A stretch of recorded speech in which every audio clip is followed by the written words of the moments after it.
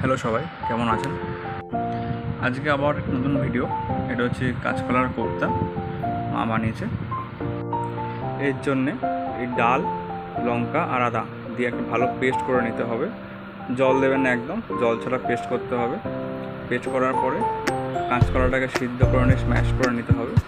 Smash করে ওর মধ্যে একে একে হলুদ গুঁড়ো, জিরের গুঁড়ো, নুন, চিনি আর লঙ্কার গুঁড়ো এগুলোকে দিয়ে ভালো করে মাখিয়ে নিতে হবে। এটা ফাইন মাখিয়ে নিতে হবে। জল এর মধ্যে একদমই দেওয়া যাবে না, দিলেই একদম ব্যাটারটা পাতলা হয়ে যাবে। আমি যেহেতু জল দিয়ে ডালটাকে বেটেছিলাম, তাই মা একটু পরে বেসন অ্যাড করে দিল জিনিসটাকে টাইট রাখার জন্য।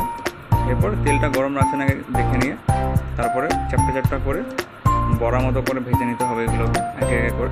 তেলটা খুব বেশি ঠান্ডা হালকা হবে না, খুব বেশি গরম হবে না, মিডিয়াম আছে। এগুলো সব ভেজে নিতে হবে। ভাজার পরে দেখতেই পাচ্ছেন কতটা লোভনীয় দেখতে হয়েছে বড়াগুলো। আমি তো শুধু শুধু কয়েকটা খেয়ে নিয়েছিলাম, বেশ ভালোই লাগছিলো খেতে আমার। তারপরে তেলের মধ্যে কাশ্মীরি লঙ্কার গুঁড়ো আর হলুদ দিতে হবে। এটা হচ্ছে একটু কালোটা ভালো আসার জন্যে। তারপর একে একে টমেটো পেস্ট দিয়ে ভালো করে নাড়িয়ে নিয়ে পরিমাণ মতো নুন দিতে হবে। আবারও যদি মনে হয় লঙ্কা দেবেন, এখানে লঙ্কাও অ্যাড করতে পারেন। মা এখানে কাঁচা লঙ্কার সাথে আদাটাকে বেটে দিয়েছিল, তাই আমরা আলাদা করে শুকনো লঙ্কা অ্যাড করিনি।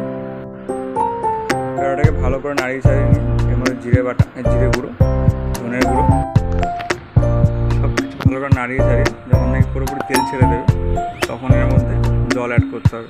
আর জলের পরিমাণটা অবশ্যই একটু বেশি করে দিতে হবে। জলের পরিমাণটা বেশি করে না দিলে কী হবে, যখন নাকি বড়াগুলো ছাড়া হবে তখন ঠান্ডা হওয়ার পরে ওরা সবটাই জল টেনে নেয় প্রায়। তাই জন্য আমাদের গ্রেভি অল্প হয়ে গেছিলো, বাট টেস্ট খুব ভালো হয়েছিল। টেস্ট এটা খুবই ভালো হয়েছিলো। আমি যেটাতে প্রায় হাফ থালা ভাত এটা দিয়ে খেয়ে নিয়েছি, এতটা আমার ভালো লেগেছিলো।